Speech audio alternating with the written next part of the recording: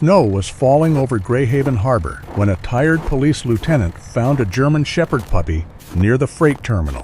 The little dog was freezing, frightened, and carrying one detail no one could explain. Under the blue diner lights, her paw began to glow. A waitress saw it and remembered the same strange mark from her mother's final investigation. By morning, a missing dockworker, a sealed notebook, and a hidden port shipment would point toward something far darker than a winter accident. But the hardest truth was not only inside the containers, it was inside the badge of a man the town had trusted. If this story touches your heart, share your own meaningful or emotional story with an animal you love.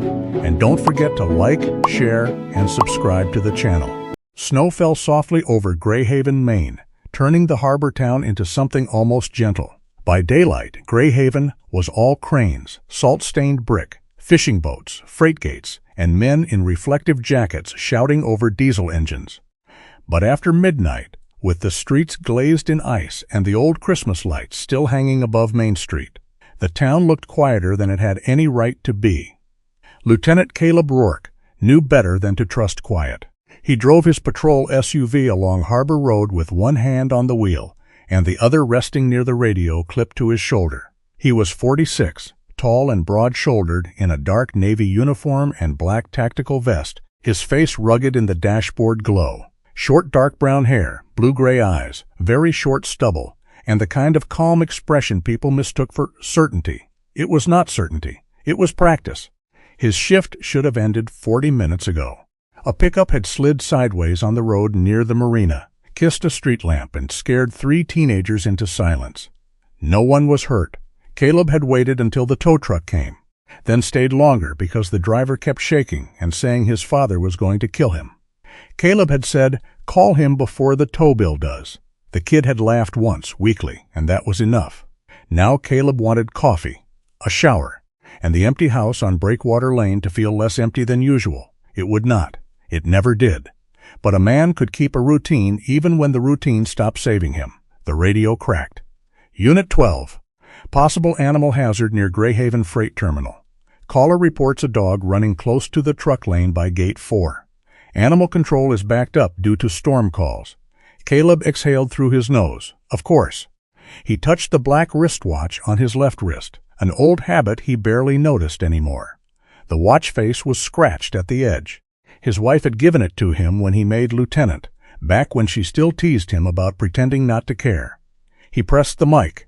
Unit 12 responding. The freight terminal sat east of town, past the last row of diners and bait shops. Sodium lights burned above the gate, turning the snowfall gold. Beyond the fence, container stacks rose like dark buildings, and cranes stood frozen against the night. Caleb slowed near the service road. At first he saw only tire tracks and blowing snow. Then something moved near the chain-link fence. A puppy. Not a small lapdog or a lost terrier, but a German Shepherd pup, black and tan, maybe 5 months old, all legs and ears in winter panic. One ear stood higher than the other.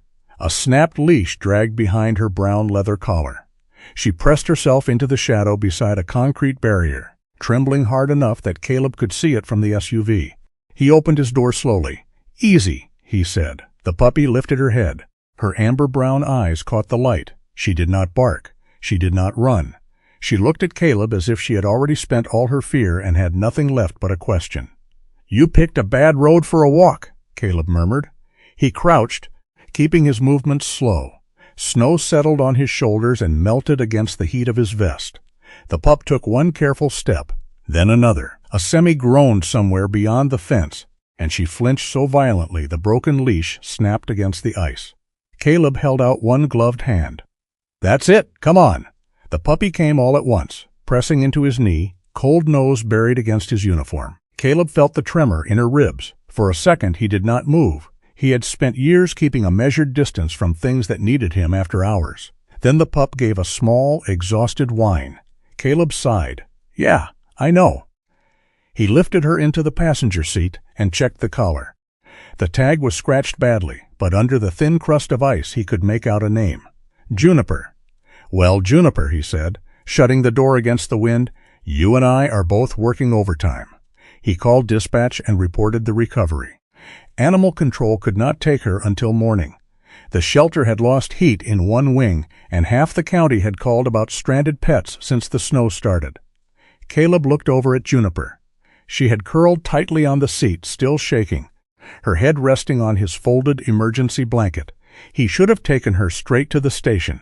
Instead, his stomach reminded him he had not eaten since noon, and the Harbor Lantern Diner still had lights on. The diner sat 2 blocks from the waterfront, wedged between a closed tackle shop and a laundromat with fogged windows. A red and blue neon open sign buzzed above the glass door. Snow had piled along the curb, and the yellow light inside made the place look warmer than it was. Caleb parked near the entrance, lifted Juniper inside his jacket, and pushed through the door. A bell chimed overhead. The smell of burned coffee, fried onions, old grease, and wet wool wrapped around him. 3 truck drivers sat at the counter. An elderly couple shared pie in a booth near the window. 2 men in heavy dark coats sat in the far back corner, coffee untouched in front of them. Caleb noticed them without staring. People thought cops looked for crime. Most of the time, Caleb looked for things that did not fit. Men who sat too still. Men who kept their hands under the table.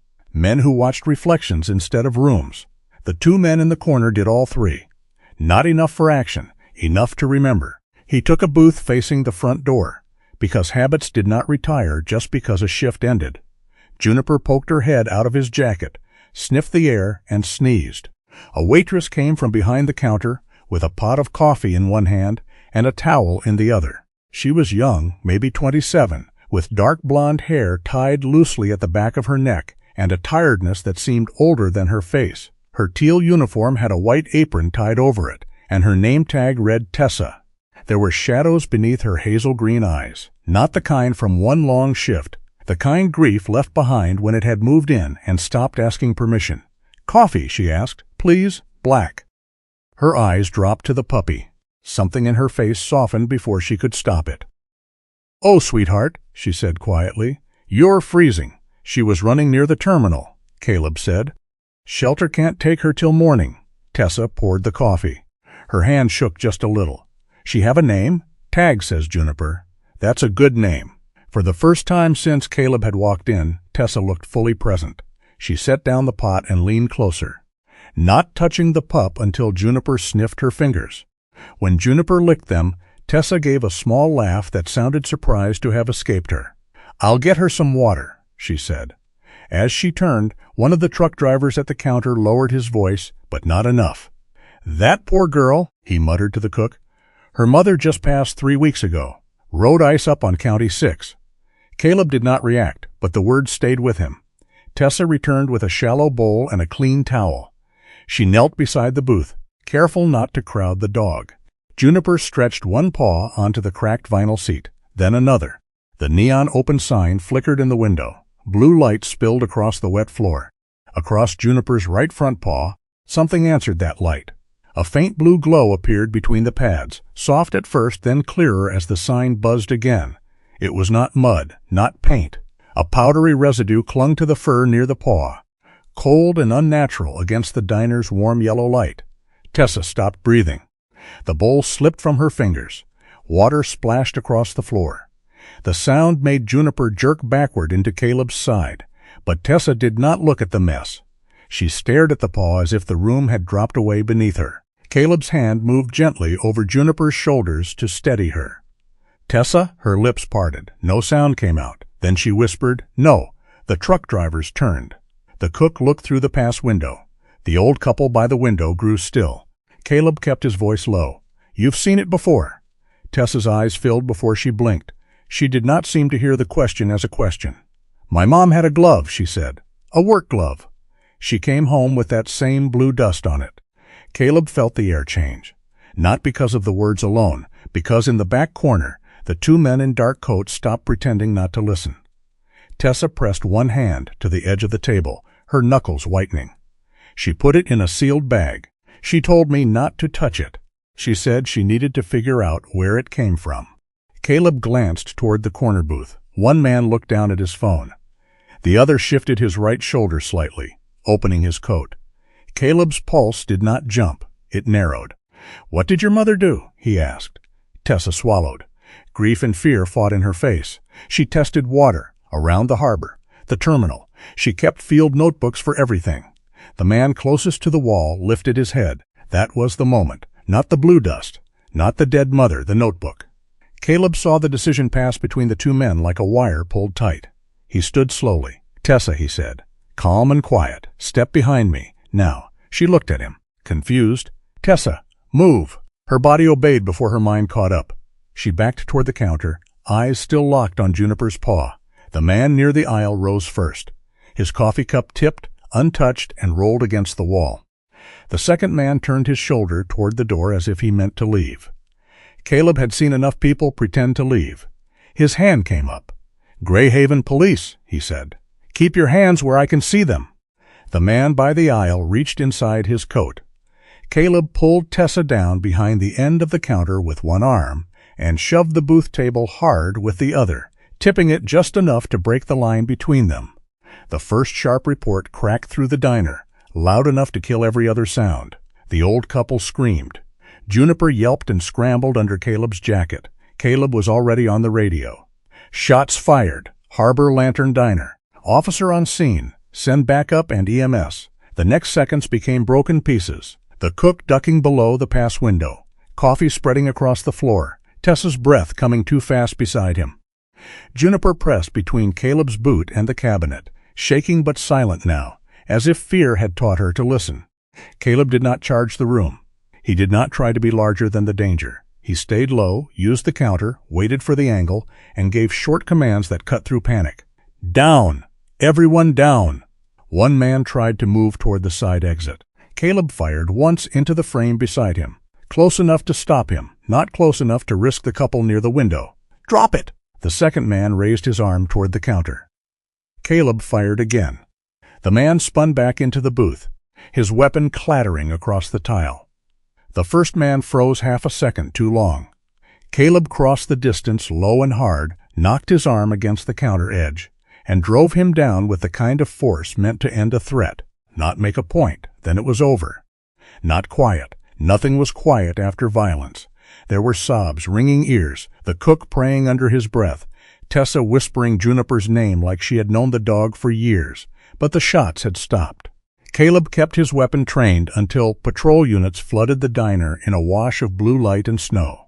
Detective Lila Hart arrived 3 minutes later in a dark coat over field clothes, black bob tucked behind one ear, badge clipped at her belt. She had the sharp, unsentimental eyes of someone who trusted details more than stories. She took in the room once. "Anybody critical?" "No," Caleb said. "One suspect down with a wound. One restrained. Civilians shaken. Puppy under the counter." Lila looked at him. "Puppy? Long night." She did not smile. That was one of the reasons Caleb trusted her. Crime scene tape went up. EMS checked Tessa, then the customers. Juniper was wrapped in Caleb's emergency blanket and placed on the booth seat away from the broken glass. The blue residue on her paw still glowed faintly whenever the neon sign flickered. Tessa sat with both hands around a paper cup she had not drunk from. Her face had gone pale and hollow. "My mom wasn't confused," she said. Caleb stood beside her. Close enough to hear, not close enough to crowd. "No one said she was." "Everyone did," Tessa whispered, "just not out loud." Lila came over holding a sealed evidence bag with one suspect's phone inside. "You need to see this," she said to Caleb. On the screen were photographs. Tessa leaving the diner 2 nights earlier. Tessa's apartment building. A gray sedan parked outside a small house Caleb assumed had belonged to her mother. Then a short audio file labeled only with numbers. Lila played 3 seconds. Dispatch traffic. Their dispatch traffic. Caleb's jaw tightened. Tessa looked from one detective to the other. "What does that mean?" Caleb did not answer too quickly. False comfort was still false. "It means this wasn't random," he said, "and it means we're going to be careful about who hears what next." A county animal control officer arrived near 2 in the morning, cheeks red from the cold, scanner in hand. Juniper allowed the scan only because Caleb kept one hand on her back. The device beeped. The officer checked the result, then frowned. Owner comes back as Owen Bell. Greyhaven address. Emergency contact listed through the freight terminal. Lila looked up from her notebook. Owen Bell was reported missing yesterday evening. Caleb stared at the puppy. Juniper stared back, ears uneven, eyes exhausted, one blue-stained paw tucked beneath the blanket. Outside, snow kept falling over the harbor, soft and bright and silent, covering tire tracks, rooftops, sidewalks, and whatever else the night was trying to hide.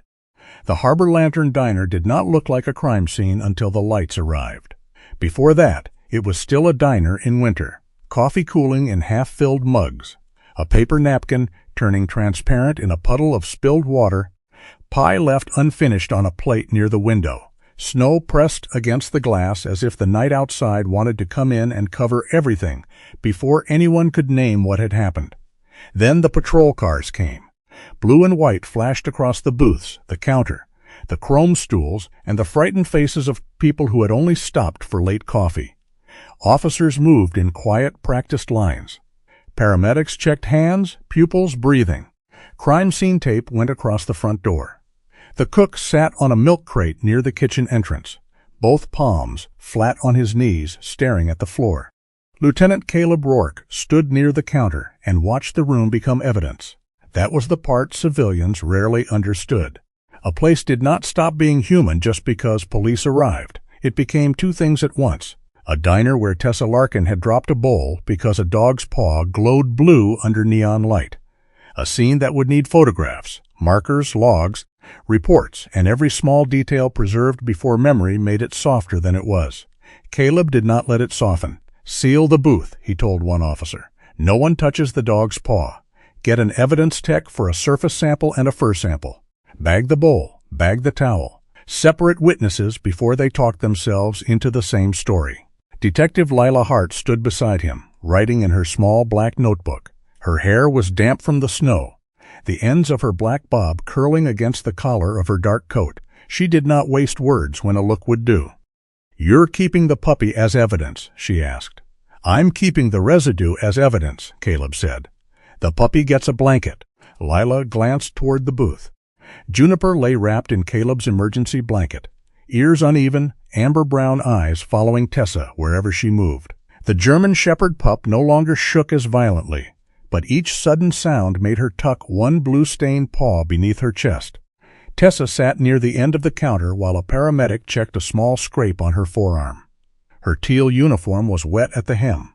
Her face had the stunned stillness of someone whose fear had moved too fast for tears. Caleb walked over when the paramedic stepped away. "You need to be checked at the hospital," he said. "I'm fine. You were on the floor when shots were fired." I said, "I'm fine." Her voice came out sharp, then broke at the edge. She looked past him toward Juniper, and the anger drained as quickly as it had arrived. "I'm sorry," she whispered. I can't go sit in some waiting room and explain this to a nurse who thinks I'm hysterical." Caleb understood that better than he wanted to. He kept his voice steady. "Then EMS checks you here.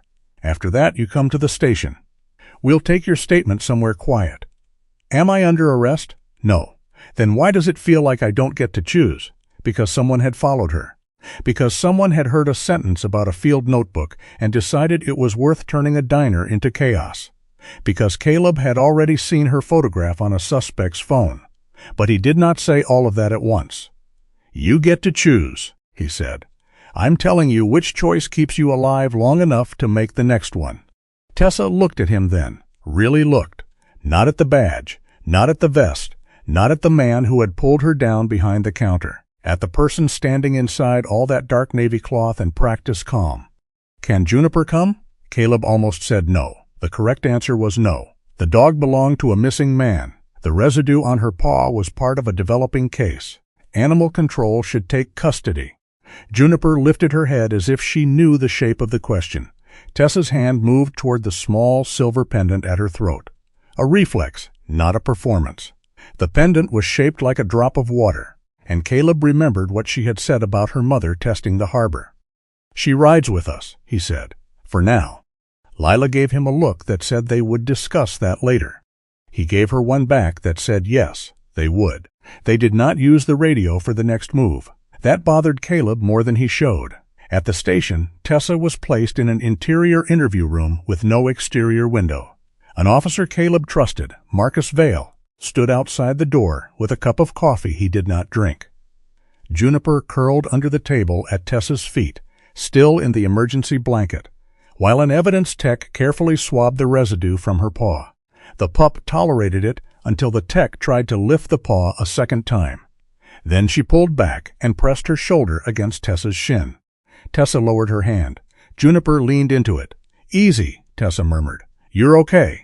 Caleb stood in the doorway and watched something small and fragile pass between them. It was not trust yet. Trust took longer than one terrible night. But it was the beginning of a bargain. I am scared and you are scared, so neither of us has to be scared alone. His phone buzzed. Lila. He stepped into the hall and answered. "Talk to me. We've got a black SUV on Station Street," she said. "No plates visible from the front camera. It slowed near the employee entrance." Caleb turned his head toward the corridor leading to the rear of the building. "Did we broadcast her location?" "No. Dispatch log says only female witness transported. No room number. No entrance. Public scanner? Nothing useful. I checked." Caleb said nothing for 2 seconds. Lila understood the silence. "I'm not saying department-wide leak," she said. "Could be camera access. Could be someone watching the building. Could be vendor-side dispatch. Could be port liaison if they monitor calls involving the terminal. Send me the clip." "Already did." Caleb opened the video on his phone. Grainy, gray, snow falling in hard diagonal streaks. A dark SUV moved slowly past the side entrance. Too slowly. It did not stop, did not turn in, did not make an obvious threat. That was the point. It was the kind of pass made by someone checking whether a door mattered. He looked back at the interview room. Tessa sat with one hand on Juniper's back. She was staring down, not crying, not speaking, only existing beside the dog, because existing alone had become too much. Caleb touched the old watch on his wrist. The safe choice was to keep her inside the station. The smart choice was to admit the station might not be safe enough. He called Lila back. "County Sheriff still have the winter safe house off Route 9. Last I checked. Call Sheriff Ansel. Landline, not radio. We moved Tessa in 10 minutes. No CAD entry until after she's gone." Lila paused. "You want me to ask why we're hiding a witness from our own paperwork? I want you to ask me in person after she's somewhere warmer." "That bad?" "Not yet," Caleb said. "That's what I don't like." The move happened without sirens. A Plain County vehicle took Tessa out through the Sally Port while another officer walked through the front lobby with a borrowed teal coat to give anyone watching the wrong shape to follow. Lila drove. Caleb sat in back with Tessa and Juniper. Not because she needed guarding from Lila, but because fear sometimes listened better when authority sat close enough to be real. Outside, Greyhaven passed in fragments. Shuttered storefronts, snowbanks, empty sidewalks, the black masts of boats rocking in their slips. Tessa looked down at Juniper. "Her owner is missing," she said. Caleb had not told her yet. "You heard?" The animal control guy said the name, Owen Bell. "My mom knew an Owen from the terminal." She swallowed. "He fixed something in her kitchen once. The sink filter, maybe." Juniper was with him. Caleb turned slightly. "You remember the dog?" "I remember my mom saying she didn't like puppies because they made bad decisions with clean floors." Tessa's mouth tried to smile and failed. Then she bought dog biscuits and hid them by the radiator. Juniper stirred at the sound of Tessa's voice, then settled again. Lila met Caleb's eyes in the rearview mirror. That mattered, not as evidence yet, as a thread. By dawn, the snow had thinned, but the cold had sharpened. Tessa was secured at the sheriff's safe house, a small brick building behind the county annex that looked more like an old records office than a place people could vanish for a night. Juniper refused to leave her at first, planting all four paws on the floor until Caleb crouched and touched her collar. "I'll bring you back," he said quietly. It was foolish to promise anything to a dog. He did it anyway. The investigation shifted toward Owen Bell. Lila pulled his employment file before most of Greyhaven had finished its first coffee. Owen Bell, 39, dock maintenance technician, no serious record, one warning for entering a restricted camera room without supervisor approval, withdrawn complaint regarding blind spots near Gate 6, emergency contact listed as a sister in Bangor. A co-worker named Ricky Sloan met Caleb and Lila at the terminal gate just after sunrise. Ricky was short, broad, and red-faced from the cold, wearing an orange reflective jacket that made him look brighter than the morning. He kept rubbing his gloved hands together even while standing still. Owen wasn't a trouble guy, Ricky said. He was a measure-twice guy. Annoying sometimes. But not trouble. What did he complain about? Lila asked. Ricky looked toward the security office before answering.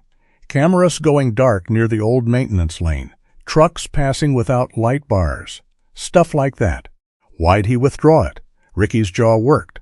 Because people got mortgages. It was not an answer. It was also the whole answer. They found Owen's pickup off a service road half a mile from Gate 4, nosed crooked against a snowbank. The driver's door hung open. Snow had blown across the seat. In the back was an empty dog crate, a torn bag of puppy food, and a rubber chew toy shaped like a lobster. Caleb stood beside the open door and felt the scene arrange itself around absence. No Owen, no dog, no clean explanation. Lila photographed the interior while Caleb leaned closer to the door handle. A small dark smear marked the inside edge. Not much, enough to be documented. Looks like he got out in a hurry, Lila said, or got pulled out. Don't marry either version yet. I'm not. You always say that after you start dating a theory. Caleb glanced at her. She took another photograph. What? It's a professional concern. A search team assembled within 20 minutes. Patrol officers, terminal security, 2 firefighters trained for confined spaces, and a public works supervisor who knew the old drainage system. Caleb did not bring Juniper to track like a police dog. She was a frightened puppy, not a tool. But when the first sweep found nothing, Caleb called the safe house and asked Tessa one question. Did Owen ever mention where Juniper was scared to go?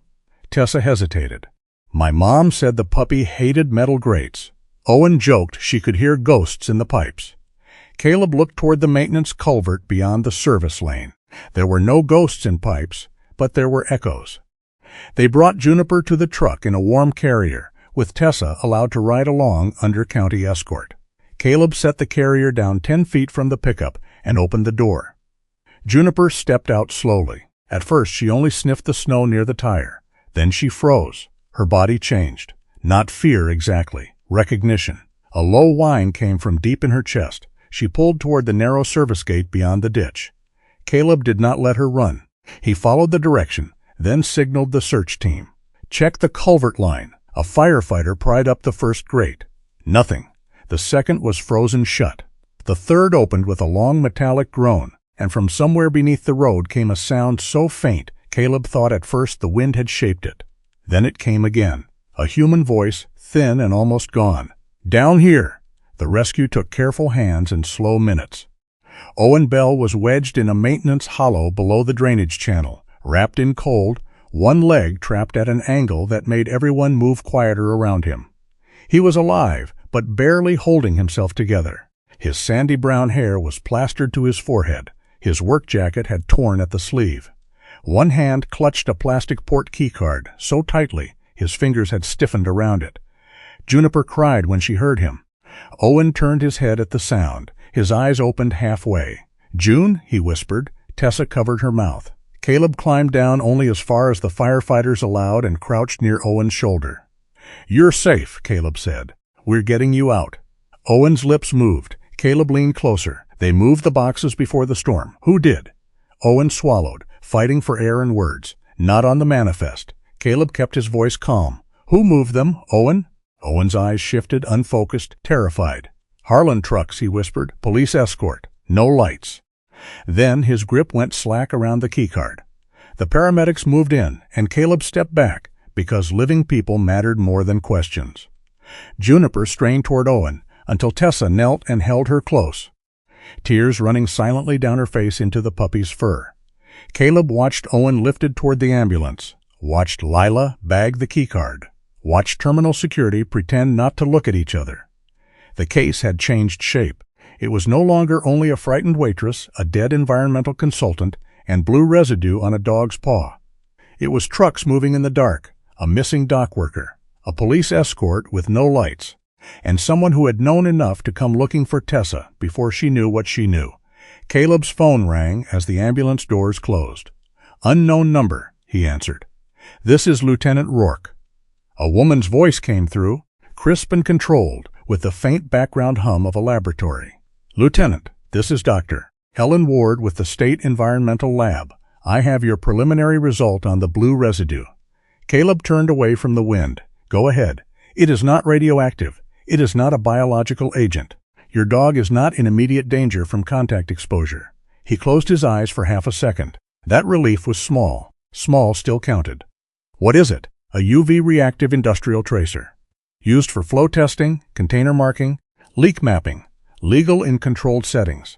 Helen paused, and the pause was more troubling than alarm would have been.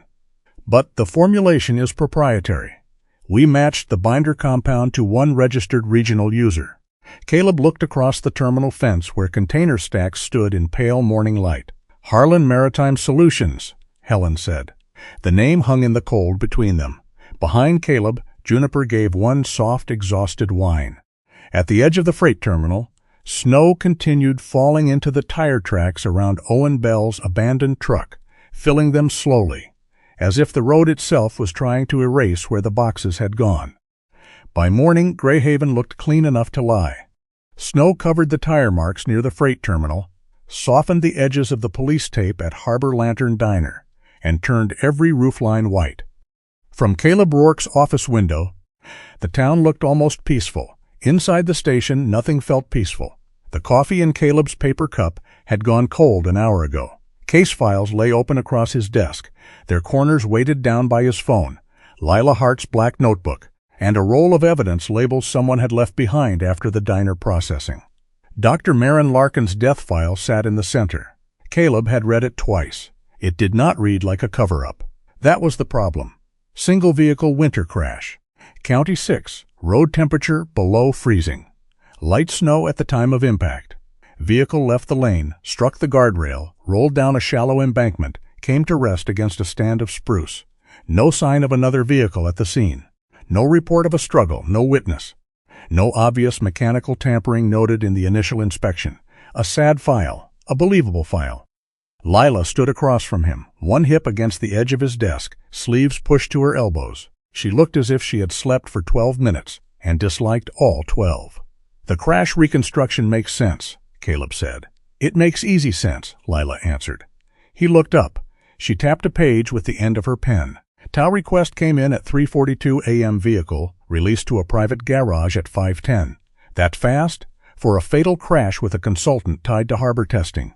Yes, that fast bothers me. Caleb leaned back in his chair. Who authorized release? County deputy on scene. He followed the standard checklist. The unusual part is the garage. She slid another paper toward him. Caleb read the name, North Shore Recovery and Auto. Lila said, they hold a maintenance contract with Harlan Maritime Solutions. The name had started to appear too often. Harlan Trucks, Harlan Tracer, Harlan Contract, now Harlan Adjacent Garage. One coincidence could be weather. 3 started looking like a map. Caleb rubbed a hand over his jaw. Could still be nothing. Could be, Lila said. That's why I called the state vehicle examiner before you could tell me to. Despite himself, Caleb almost smiled. You going to let me pretend I'm in charge today? No. The call came 20 minutes later from the county impound lot, where the vehicle had been moved after Lila pushed for a hold. The state forensic vehicle examiner was named Paul Sutter, a narrow man in his 60s with a soft voice and the dry patience of someone who trusted machines more than people. Caleb and Lila met him beside the wrecked sedan under a metal awning while snow clicked lightly against the roof. Sutter wore a brown work coat, latex gloves, and magnifying lenses clipped to his glasses. He did not look dramatic enough for what he was about to say. I don't have a conclusion, he warned them before Caleb asked a question. That's fine, Caleb said. Tell us what you do have. Sutter pointed to a panel near the wheel well. The brake line wasn't cut. Steering column doesn't show obvious forced failure. But the ABS sensor housing has tool marks that don't match impact damage. Lila's eyes sharpened. Could road debris do that? Road debris doesn't usually remove 2 fasteners and put one back crooked. Caleb looked at the car. The damage from the crash was ugly, but ordinary ugly. Twisted metal, broken glass, salt crust. A life reduced to labeled parts. Would sensor tampering cause a crash? He asked. Not by itself, Sutter said. On dry pavement, maybe the driver notices something wrong. On black ice at night coming down County 6, he paused. It could help a bad moment become unrecoverable. That was not proof. It was worse than proof in some ways. It was possibility with edges. Caleb thought of Tessa, sitting in a safe house with a frightened puppy at her feet, waiting for someone to either confirm her worst fear or tell her she had built a nightmare from grief. He did not want to feed grief. He did not want to dismiss it either. "Document everything," he said. Sutter nodded. "I already started." By early afternoon, Caleb had enough to request access to Maren Larkin's apartment under the reopened inquiry. Not enough to call her death anything different. Not enough to promise Tessa the truth. Enough to go looking without pretending they were only being polite. The apartment was on the second floor of a narrow brick building, 3 streets up from the harbor. No elevator. Old radiators. Salt-streaked windows. A small wreath still hung on the door, faded green against the wood, as if Christmas had come and left without anyone having the strength to take it down. Tessa stood in the hallway with Juniper's leash wrapped around one hand. She looked different outside the diner uniform. Dark green parka, cream scarf, jeans tucked into brown winter boots. Smaller somehow, but not weaker. The cold had put color in her cheeks. The grief had not left her face, but it had stepped back far enough to let anger stand beside it. Caleb stopped before unlocking the door. "You don't have to go in."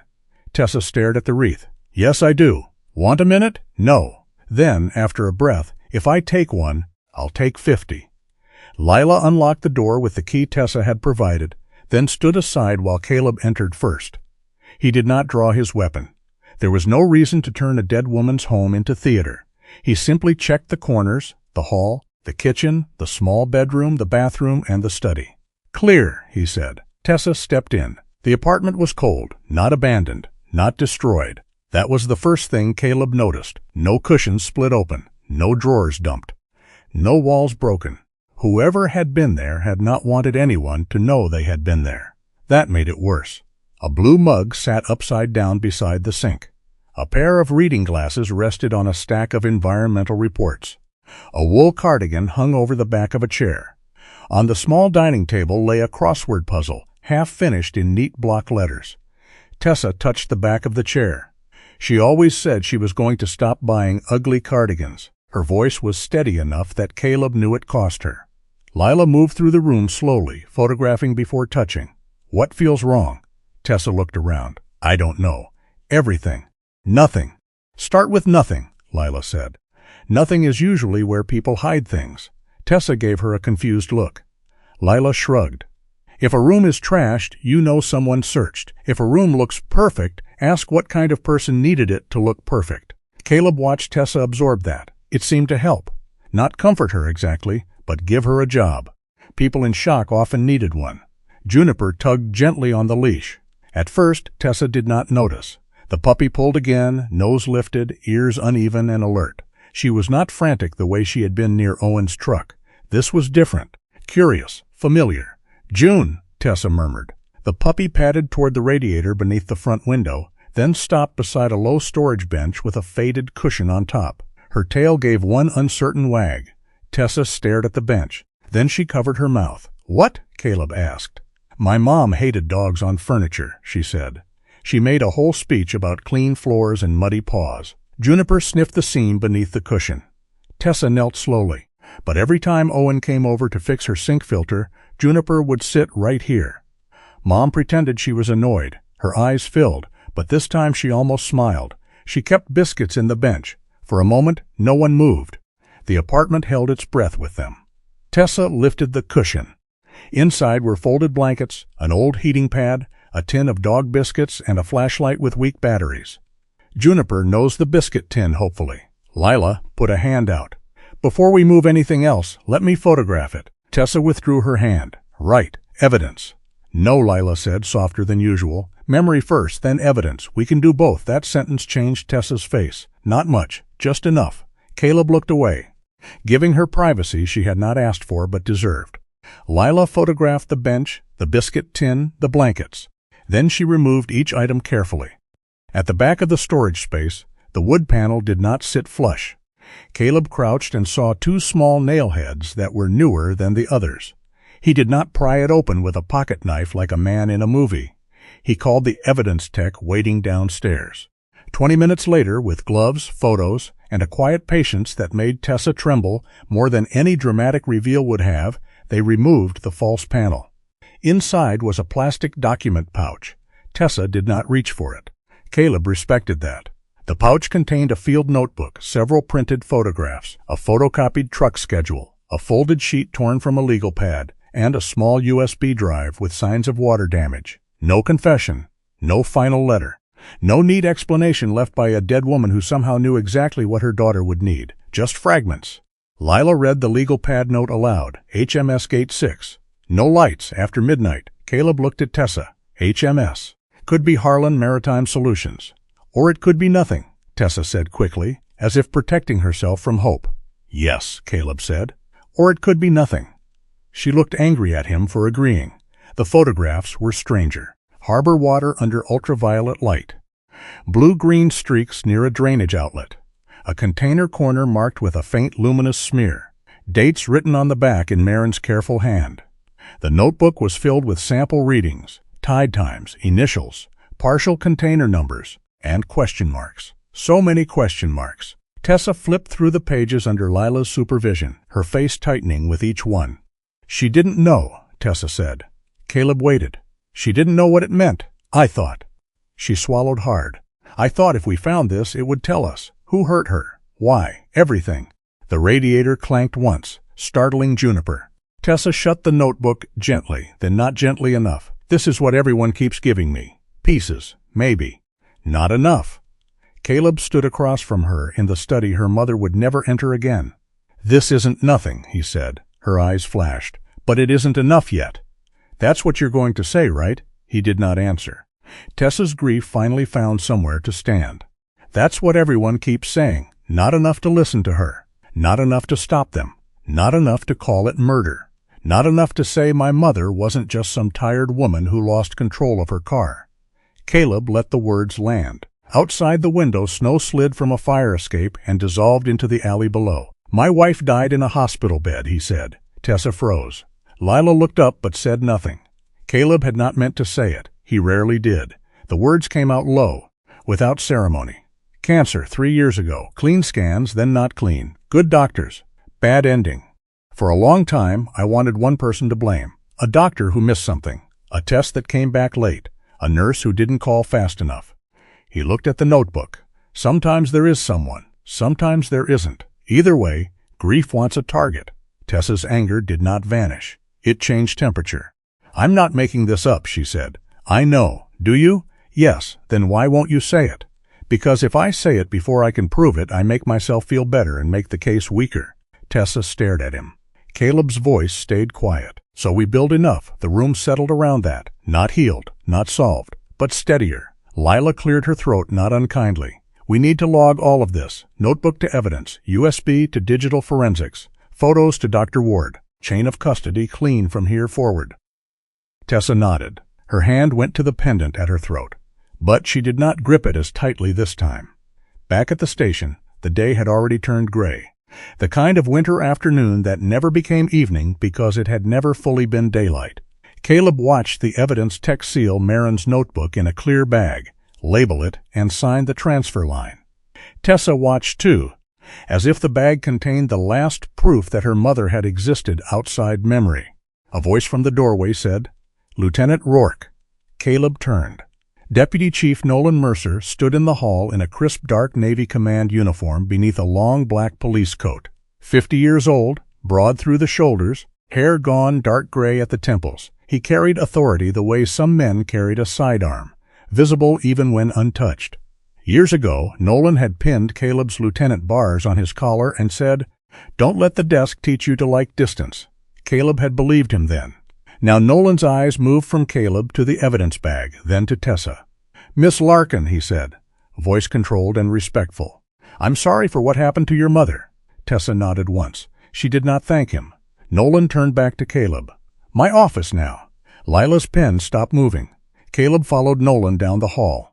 The deputy chief's office smelled faintly of leather chairs and old coffee. On one wall were framed commendations. On another, a photograph of Greyhaven Harbor at sunrise. Caleb had seen that photograph 100 times. Today, the cranes in it looked too still.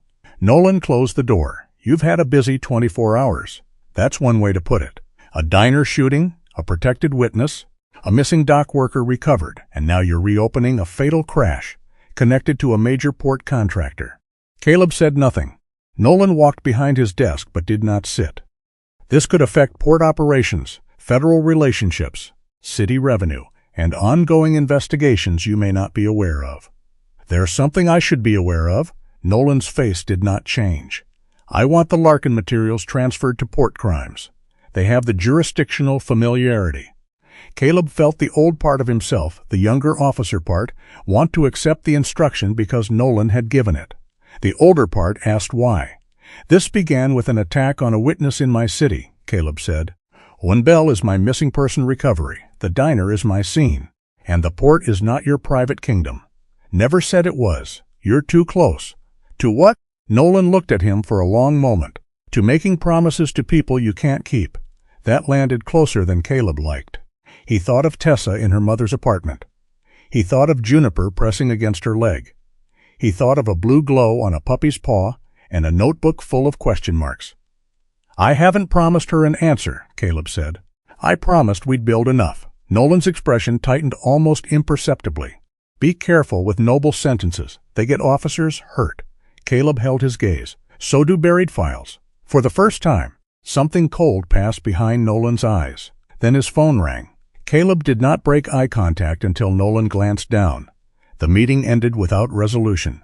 2 hours later, Dr. Helen Ward called from the state lab. Caleb took the call in the evidence room, where the fluorescent lights hummed above sealed bags and numbered shelves. Lila stood beside him. Tessa waited in the hallway with Juniper asleep against her boot.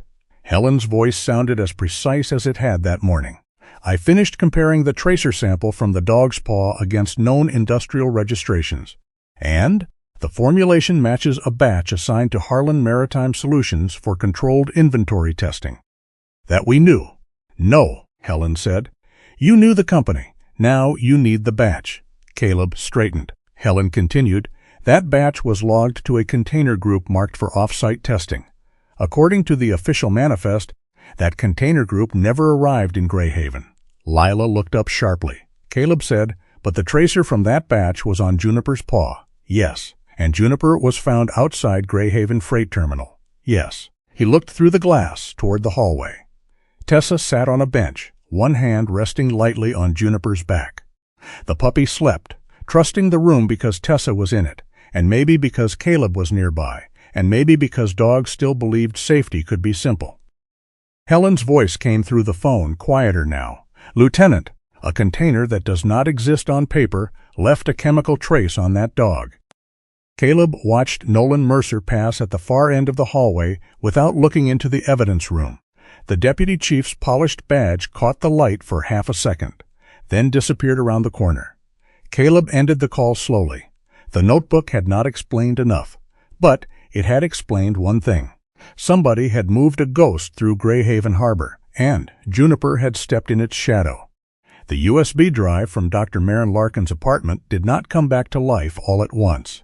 It came back in fragments, a folder name, half a spreadsheet, 4 damaged image files, a line of text that ended in the middle of a container code, a corrupted audio clip with wind noise swallowing most of the words. To Caleb Rourke, it felt almost cruel. The dead rarely left clean instructions. The living always wanted them to. He stood in the digital forensics room beside Detective Lila Hart while a technician named Priya Shah worked through the recovered files. Priya was small, sharp-eyed, and calm in the particular way of people who spent more time with broken data than broken people. She wore a gray cardigan over a department polo, and a pencil was tucked behind one ear, though she never seemed to use it. This is the best recovery I can give you without sending it to the state lab for deeper work, Priya said. On the monitor, rows of partial numbers flickered across a spreadsheet. Lila leaned closer. Container codes? Looks like it, Priya said. But several columns are incomplete. Some cells are just fragments. Caleb read the visible pieces, dates, gate references, HMS 6 partial container numbers, and one header that made the room feel smaller. Controlled components. He did not say anything for a moment. Lila did. That could mean a lot of things. It could, Caleb said. Priya clicked open another file. A blurry photograph showed stacked crates inside a container, but the image was too damaged to identify markings clearly. Another photo showed a truck schedule, partly cut off. The last readable file was a scanned note with Marin's handwriting. Gate 6 no lights after midnight. Owen unsure. Ask again. Lila exhaled. Owen was scared before she died. Or cautious, Caleb said. Those two live close together. They sent the recovered files through proper evidence channels. Then Caleb made the call he knew would either move the case forward or make him look like a lieutenant chasing weather shadows. Special Agent Jonah Pike agreed to meet at the Greyhaven field office, a plain federal building between a courthouse annex and a post office.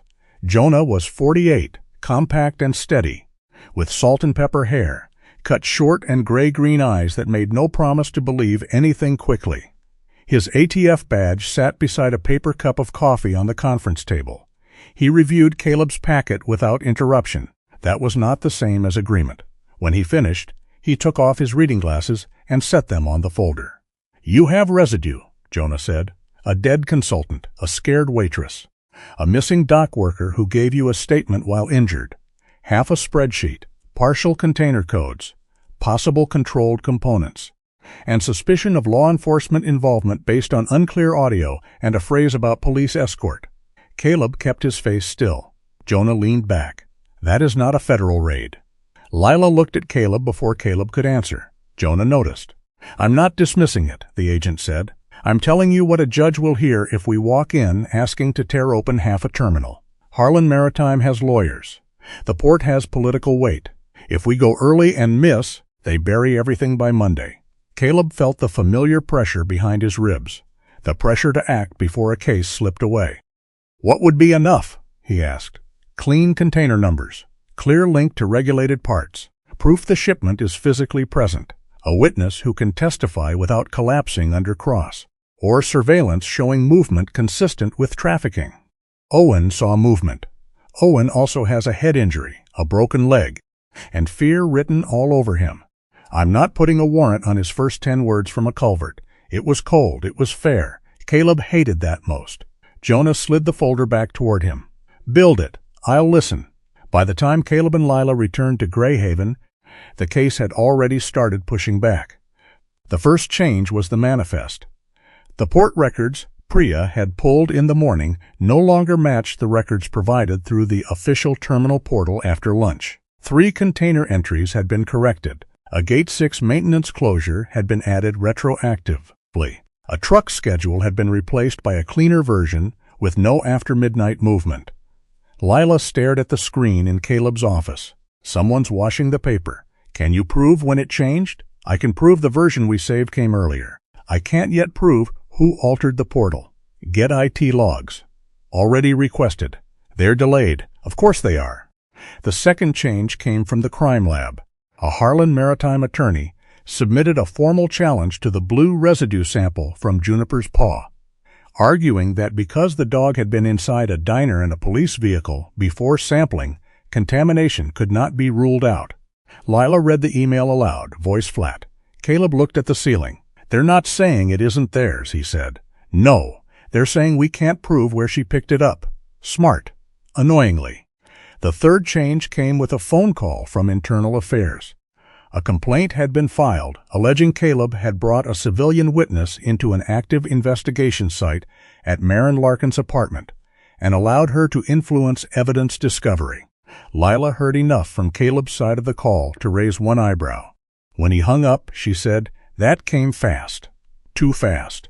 You want me to be offended as the detective who photographed everything before anyone touched it? I want you to be detailed. I am always detailed. Be more detailed." She gave him a thin smile. "Now you're just flirting with paperwork." He almost smiled back, but the room was too heavy for it. Across town, Tessa Larkin returned to Harbor Lantern Diner for the first time since the shooting. Caleb had not wanted her there. Tessa had not asked his permission. The diner had reopened with one front window boarded and a new bell above the door because the old one had broken during the chaos. The floor had been scrubbed. The booth had been replaced. But the room still felt different to Tessa, as if the walls remembered noise even after people stopped mentioning it. Juniper lay beneath the staff table in the back office, head on Tessa's shoe. The puppy had been cleared for immediate health concerns, though the paw still needed monitoring. Officially, Juniper was tied to Owen Bell's missing person recovery and the residue case. Unofficially, every attempt to keep her away from Tessa had ended with both of them looking worse. At 3:15 p.m., a man in a camel-colored overcoat walked into the diner carrying a leather folder and no visible hurry. He introduced himself as Martin Voss, counsel for Harlan Maritime Solutions. He was polished in the way bad news often dressed itself when it wanted to be invited inside. Early 40s, careful haircut, soft voice, expensive gloves folded together in one hand. He ordered tea he did not drink and asked if they could speak privately. Tessa did not sit. Martin did. "Mrs. Larkin," he said, "first, I want to express sympathy on behalf of Harlan Maritime for the loss of your mother." Tessa's fingers tightened around the edge of the table. "You knew my mother. Our company was aware of some of her consulting work around the harbor. That wasn't my question." A flicker passed across his face. Not anger. Recalculation. "I'm here because public misunderstanding can do lasting harm," he said. "To reputations, to businesses, to families. We would like to help prevent that." Juniper lifted her head beneath the table. Martin placed the leather folder in front of Tessa. Inside was a document with several highlighted tabs and a number written on the second page. The number was larger than anything Tessa had seen connected to her mother's funeral bills. She did not touch the pen. "What is this?" "A support agreement. Funeral expenses. Temporary relocation assistance. Medical debts connected to your mother's final arrangements. In exchange, you agree not to make public statements implying misconduct by Harlan Maritime while official inquiries are ongoing." Tessa looked at the number again. For one dangerous moment, grief became arithmetic. Rent overdue, hospital balance, the funeral home calling twice, her mother's storage unit, the diner cutting hours. Because customers did not like eating where police tape had been. Martin's voice softened. "This is not an admission of wrongdoing. It is simply an act of goodwill." Juniper moved closer, pressing her head against Tessa's ankle. Not magic, not warning, just warmth. Tessa looked down at the dog whose owner had nearly vanished in the cold, then at the man offering money for silence with a clean corporate smile. She heard her mother's voice in memory, not dramatic, not final, just tired and practical. "Don't sign what you haven't read twice, honey, and never sign scared." Tessa closed the folder. "I need to think." "Of course. And I need to keep this copy." Martin hesitated. Tessa raised her phone. "Or I can take pictures of every page while you watch." The softness left his eyes. "Mrs. Larkin, I would advise you not to turn grief into accusation." For the first time in weeks, Tessa felt something steadier than fear. "I don't know what my mother found," she said, "but nobody pays that much money for a misunderstanding." Martin stood slowly. When he left, Tessa locked the office door, sat on the floor beside Juniper, and called Caleb. At Greyhaven General Hospital, Owen Bell woke for longer than 10 minutes. Caleb and Lila arrived after his doctor cleared a short conversation. Owen lay propped against white pillows, one leg elevated, face pale beneath the bruised exhaustion of cold exposure. He looked younger without his work jacket, and more frightened. Juniper was not allowed inside the room yet, but Tessa had sent a photo of the dog sleeping beneath the diner table. Caleb showed it to him. Owen's eyes filled before he turned his face away. "She okay?" "She's okay," Caleb said. Owen nodded, but his fingers twisted in the blanket. Lila kept her tone gentle. "Owen, we need to understand what you saw." "I didn't see enough." "You saw something," he swallowed. "I saw enough to know I should said something sooner." Caleb pulled a chair closer but did not crowd the bed. "Why didn't you?" Owen laughed once, without humor. "Because I'm a dock tech with a mortgage and a dog. Because guys who ask questions get transferred to worse shifts. Because Harlan doesn't fire people. They make sure nobody else hires them." "Who threatened you?" Owen looked at the window. Snow tapped lightly against the glass. "No one had to say it like a movie. That's not how it works. You get called unreliable. Your badge stops opening doors it opened yesterday. Your supervisor says maybe you're stressed. Then your name gets around." Lila wrote without interrupting. Owen continued, voice shaking. "At first I thought it was stolen electronics. Maybe high-end parts. Stuff I didn't want to know about. Then Dr. Larkin died, and I remembered she kept asking about Gate 6. Caleb asked, Did you keep records? Owen looked toward the door. Juniper's collar. Caleb stilled. What about it? The tag. It screws open. Owen closed his eyes, ashamed and relieved at once. Micro SD inside. Maintenance logs, truck movements, camera outages. Not everything, just enough that if something happened to me, he could not finish. Lila stepped into the hall and called the safe house. Caleb stayed with Owen. Why Juniper? Caleb asked quietly. Owen wiped at his face with the back of one hand. Because nobody checks a puppy for evidence. The answer hurt because it was both clever and desperate. And because if I kept it at home, they'd find it, Owen said. If I gave it to someone, I'd have to trust them. I trusted her. Caleb thought of Juniper waiting beneath tables, inside vehicles, beside frightened people who had not asked to become brave.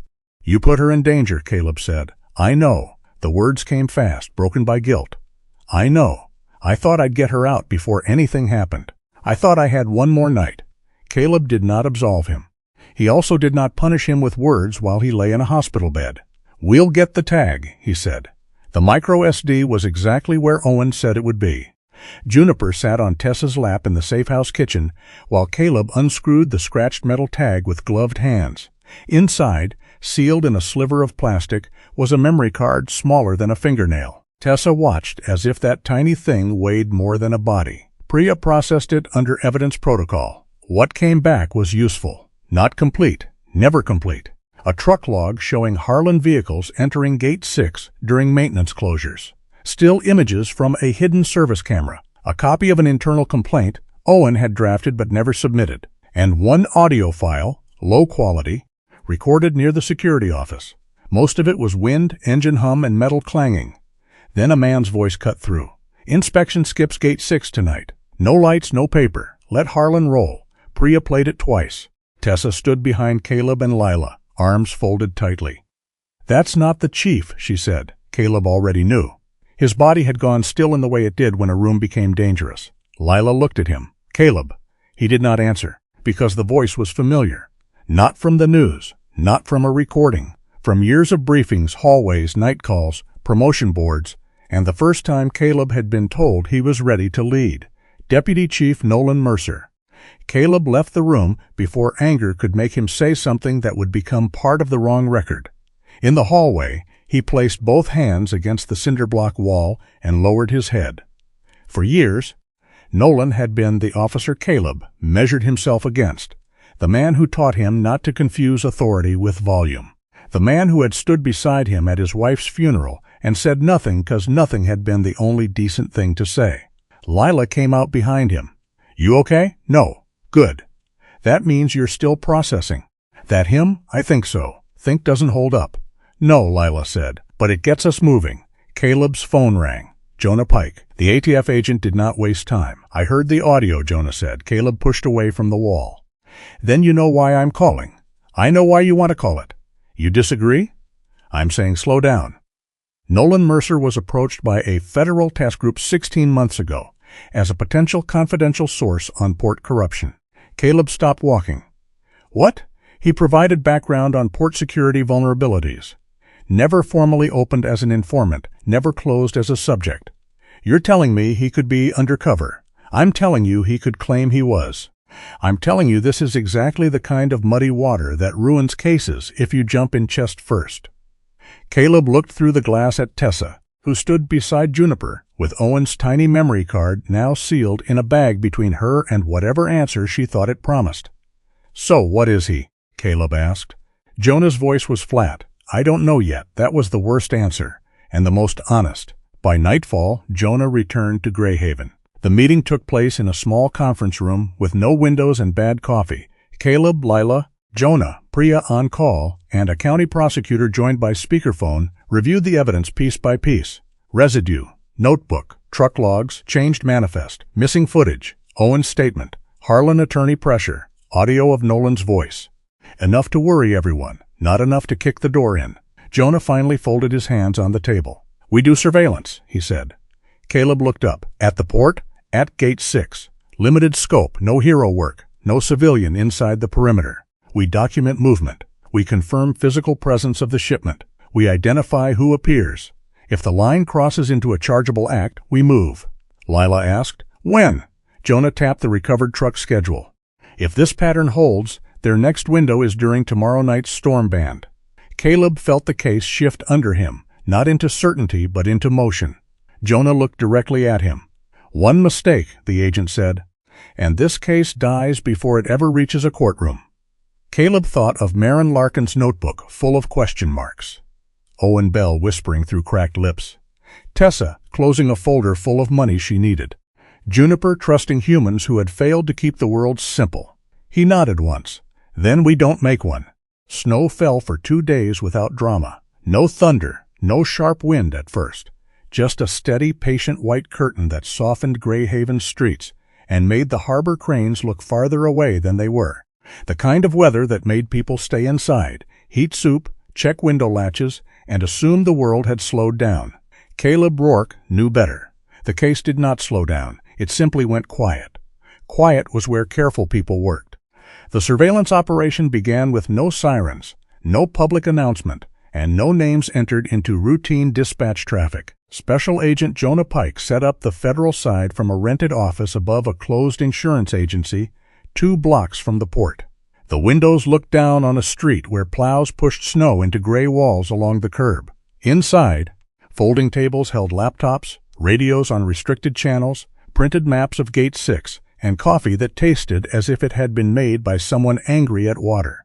Caleb stood over the map with Lila Hart and Jonah. "We use port police only after we clear names," Jonah said. Lila folded her arms. "That'll make us popular. I'm not here to be popular." No one was worried. Jonah did not smile. He pointed to the terminal grid. "Observation only for now. We confirm movement, preserve records, and avoid giving Harlan a reason to scrub the yard before we can act." Caleb studied the highlighted service lanes. Gate 6 sat near the older side of Greyhaven Freight Terminal, where winter maintenance closures were common enough not to attract its attention. Old lights, old cameras, old excuses. "Where's Tessa?" Jonah asked. "Sheriff's safe location," Caleb said. "Juniper's with her, deputy at the door, no radio traffic. Good. She stays out of the port. She will." Jonah looked at him long enough to make the point clear. Caleb met his eyes. "She stays out." The first problem arrived that afternoon. A surveillance van, placed near a warehouse on Carver Street, was compromised within an hour. No one approached it. No one threatened the officers inside. A terminal security pickup simply parked across the street and stayed there. Engine running, 2 men inside drinking coffee and looking nowhere in particular. Lila watched the live feed from the office. They made the van. Jonah leaned closer. "Position wasn't transmitted?" "No," Caleb said. "Who knew?" "Use. 2 federal techs, the property owner. 1 assistant city attorney who helped with access." Lila's fingers moved across her laptop. "And whoever can see municipal permit requests." Jonah looked at her. She did not look up. "Don't give me that face. I'm expanding the list." The second problem came before sunset. A camera Lila planned to use near Gate 6 turned away from the maintenance lane and faced a blank brick wall. The official system log marked it as weather calibration. Lila stared at the screen.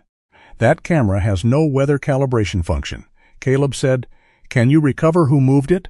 "Not through the user interface." "Meaning?" "Meaning someone used administrator access or went through the vendor back end." Jonah's jaw tightened. "Dispatch integration?" "Partly," Lila said. "Greyhaven PD, port security, and traffic cameras all share a contractor interface after last year's grant upgrade." Caleb remembered the black SUV outside the station. Not enough to prove a person, enough to prove a door. The third problem arrived in the ugliest form. A photograph of an unsigned warrant draft on Martin Voss's phone. They did not have the phone. They had a screenshot forwarded by a nervous clerk at the courthouse, who had recognized Voss's number from a previous filing. The image showed the header, part of the probable cause summary, and enough language for Harlan Maritime to know exactly where the investigation was aiming. Jonah stared at the screenshot in silence. Then he said that draft never left a limited email group. Lila's expression sharpened into something almost dangerous. "Email isn't the only leak," she said. "Screens, printers, cloud backups, shared admin tools. People who think access logs are boring." Caleb looked at her. "Find me a person. I'm working on it." By the second night, she had 2. The first was a civilian systems contractor named Dennis Vale, a pale, soft-spoken man in his mid-30s who maintained the dispatch software and camera integration platform. He had access to radio logs, patrol metadata, camera health reports, and enough back-end controls to make small changes look routine. The second was a port security liaison named Alan Reeve, a former Marine inspector with a neat beard and a reputation for being useful to everyone. Too useful, according to Lila. He met Dennis Vale 3 times in the past month at a coffee shop outside the terminal, never long enough to look like friendship, always long enough to exchange something small. Lila laid the photos on the table. "Small network," she said. "Not the whole department, not the whole port. Just the right people in the right seams." Caleb looked at the photographs. Dennis Vale leaving the contractor entrance with his backpack held too tight. Alan Reeve standing beside a port vehicle, smiling at someone outside the frame. Victor Harlan at a charity dinner behind the mayor, one hand resting on the back of a chair like he owned the room because he had paid for it. And Nolan Mercer. A separate photograph, not linked by proof yet, showed Nolan stepping out of the command entrance at the station, black police coat buttoned to the throat, badge catching the winter light. Caleb did not touch that photo, Lila noticed. You still want him to have an explanation. Caleb kept his eyes on the table. I want the evidence to tell me whether he does. That's not what I said. No, Caleb answered. It's what I'm allowed to say. That evening, Nolan found him before Caleb found Nolan. The parking garage beneath the station was almost empty, the concrete floor wet from melting snow. Fluorescent lights hummed overhead. Caleb had just stepped out of his SUV when Nolan Mercer appeared near the stairwell, hands in the pockets of his long black command coat. For a moment, Caleb saw the man he had known for years, the mentor who taught young officers not to mistake fear for disrespect. The deputy chief who had once taken a patrol shift on Christmas Eve because 3 rookies had families with small children. The man who had stood beside Caleb in a church basement after his wife's funeral and said nothing because silence had been kinder than speeches. Then Caleb heard the audio again. Inspection skips gate 6 tonight. No lights, no paper. Let Harlan roll. Nolan spoke first. You're making a mess. Caleb shut his car door. That a professional assessment? It's a warning. From my deputy chief or from somebody else? Nolan's face did not change. Caleb stepped closer, stopping several feet away. Tell me you're undercover. The words came out before strategy could polish them. Nolan looked at him for a long time. Snowmelt dripped somewhere behind them, steady as a clock. You always wanted the world to split clean, Nolan said. Good cops on one side, bad men on the other. It doesn't. Caleb felt something in his chest go cold. That's not an answer. It's the only honest one. You gave an order on that audio. I gave a lot of orders in my career. Don't do that. Nolan's eyes hardened. Harlan controls more than container lanes. He funds winter shelters, harbor repairs, youth programs, half the political cowards who pretend they run this city. You think Greyhaven stands on law alone? It stands on payrolls and favors and people looking away at the right time. Caleb stared at him. You sound like him. I sound like a man who knows what cities cost. You didn't control it, Caleb said. You rented your badge to it. For the first time, Nolan's jaw shifted. You keep pushing, he said quietly, and this case will be buried under your own reputation. IA complaints, procedural violations, civilian witness contamination. Every mistake you ever made will grow teeth. Is that what happened to Marin Larkin? Nolan's eyes flickered. Just once. Not enough for a report. Enough for Caleb to remember. Nolan turned toward the stairwell. Go home, Caleb. Sleep. Tomorrow will still be ugly. Caleb watched him leave. He did not follow. Some confrontations were not won by chasing. Some were won by letting a man think he had walked away clean.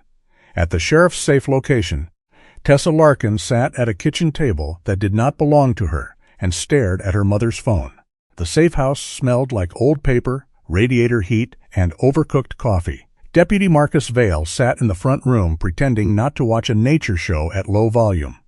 Juniper slept beside Tessa's chair, one paw touching the toe of her boot. For 2 weeks, Tessa had carried the phone and not opened the final voicemail. She had told herself there would be time. Then she told herself there was no point. Then she told herself she already knew what was on it. A warning, a plea. A last chance she had missed because she had been asleep, exhausted after a double shift, phone face down beside an unpaid bill. Her thumb hovered over the screen. Juniper shifted and rested her chin on Tessa's ankle. Tessa gave a broken little laugh. "You don't even know what I'm doing." The puppy looked up with serious amber eyes, as if disagreement was too obvious to bark. Tessa pressed play. Her mother's voice filled the small kitchen. "Hey, honey. Don't worry about calling me back tonight. Get some sleep. I love you." That was all at first. No panic, no fear, no secret code. Just Maine Larkin sounding tired and warm and alive. Tessa covered her mouth. The message continued after a soft rustle, as if Maine had nearly hung up and remembered one more ordinary thing. "Oh, and if Owen comes by tomorrow, remind me to ask him about Gate 6. I wrote it down somewhere, but you know me. 3 notebooks and still no system." A small laugh. Then the voicemail ended. Tessa sat completely still. The silence afterward was not empty. It was full of everything grief had lied about. Her mother had not called begging to be saved. She had not died because Tessa slept through the phone. She had called as a mother. She had told her daughter to rest. The sob came from somewhere Tessa had been holding locked for weeks. She slid from the chair to the kitchen floor, one hand still gripping the phone, and Juniper immediately pushed against her chest. The puppy climbed awkwardly into her lap, too big to fit and too determined to care. Tessa folded over her. "I didn't leave her," she whispered. Juniper pressed closer. "I didn't leave her." No one answered. No one needed to. For the first time since the funeral home, Tessa cried without trying to turn the tears into evidence. When Caleb arrived an hour later, called by Marcus because Tessa had asked for him, he found her calmer than he expected. Her eyes were red, but something frantic had gone out of them. She handed him the phone. "You need to hear it." He listened once, then again because the second sentence mattered. Gate 6. Owen. 3 notebooks and still no system. "It confirms she wanted to talk to Owen," Caleb said. Tessa nodded. "And it confirms something else." He looked at her. "She wasn't asking me to save her." Tessa's voice shook, but it held. "She was telling me to sleep." Caleb lowered the phone. "That matters. More than I thought it would." Juniper leaned against Caleb's leg, recognizing him, forgiving him for leaving and coming back as dogs did, so generously it made humans look small. Caleb crouched and rubbed the pup's ears. "Hey, June." Tessa watched him. Owen trusted her with the card because he didn't trust people. Caleb looked up. "I think he trusted her because he loved her. Maybe that's worse?" "Usually is." The call from the hospital came shortly after midnight. Owen Bell had asked to speak to Caleb, Lila, and Jonah by video. His face appeared on the conference room, monitor pale and bruised but alert. His sister sat beside the bed, mostly off camera, one hand visible on his blanket. Owen looked embarrassed by the attention and terrified of what he had to say. "I remembered the schedule," he said. "They're not waiting for the regular window." Jonah leaned forward. "Who?" "Harlan's crews. They move during storm bans because cameras ice over and everyone writes off bad footage. But this time they're early." Owen swallowed. "The big transfer is tomorrow night. Gate 6 won't show as open. It'll show maintenance outage." Caleb asked, "How do you know?" "I set the work order before I understood what it was for." Camera down, service lane cleared, floodlight circuit marked unstable. His eyes filled with shame. "I made the hole for them." Lila's voice softened. "You're helping close it." Owen shook his head. "You don't understand. If they know you're close, they'll move everything and clean the lane. You won't get a second shot." Jonah said, "Do you know what's in the containers?" "No, but I heard Harlan's guy say controlled parts weren't enough anymore. The buyers wanted complete units." The room changed, not loudly. Jonah's expression did not shift much, but Caleb saw the decision forming behind his eyes. Still not enough for a full raid on the entire terminal, but enough for controlled surveillance. Enough for emergency interdiction if the doors opened, and the contents matched the recovered files. Jonah ended the call after confirming times, lanes, and access points. Then he stood over the map of Gate 6 for a long time. "No civilians inside the perimeter," he said. Caleb nodded. "Limited team, clean channels, independent recording. If they open those boxes and we see regulated weapons or components, we move." Lila said, "And Nolan?" Jonah's gaze moved to Caleb. "We don't warn him. We don't confront him again. We document him if he appears." Caleb thought of the parking garage. Nolan's voice. Nolan's eyes when Marin's name entered the space between them. Understood. Jonah looked at each of them in turn. This is the part where good cases get ruined by pride. Nobody freelances. Nobody chases a personal answer. Nobody tries to win the whole war in one night. Caleb felt the weight of that. He was not going into the storm as a lone man with a badge and a grudge. He was going in as part of a team, and that meant trusting other people not to fail where it mattered. For Caleb, that had always been harder than facing danger. He touched the old wristwatch, then lowered his hand before anyone noticed. Almost anyone. Lila noticed. She always did. "You good?" she asked quietly. "No," Caleb said. She nodded once. Better than lying. Outside, the snow thickened against the windows, bright under the street lamps, hiding the harbor in a veil of white. Tomorrow night, Gate 6 would open, or it would not. Nolan Mercer would appear, or he would not. Harlan's ghost containers would finally become real or vanish forever into paperwork. No one could untangle. Caleb looked at the map one last time. He did not feel ready. That was fine. Ready was a luxury. Careful would have to be enough. The storm arrived without rage. It came in white sheets, thick and bright under the harbor lights, swallowing distance 1 yard at a time. By 9 o'clock, Greyhaven Freight Terminal looked less like a port than a place being erased. The cranes stood above the container stacks like frozen skeletons. Floodlights turned the snow into silver mist. Cables knocked softly against steel poles, and somewhere deep in the yard, a container engine hummed with the patient sound of machinery that did not care what men were hiding.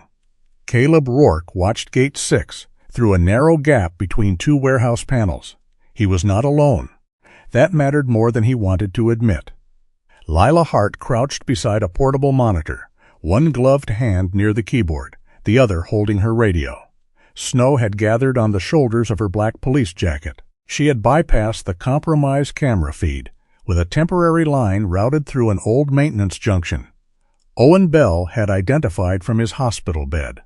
On the screen, Gate 6 appeared in grainy monochrome, empty lane, frozen asphalt, a guard shack with dark windows, a maintenance sign that looked official enough to fool anyone not looking closely.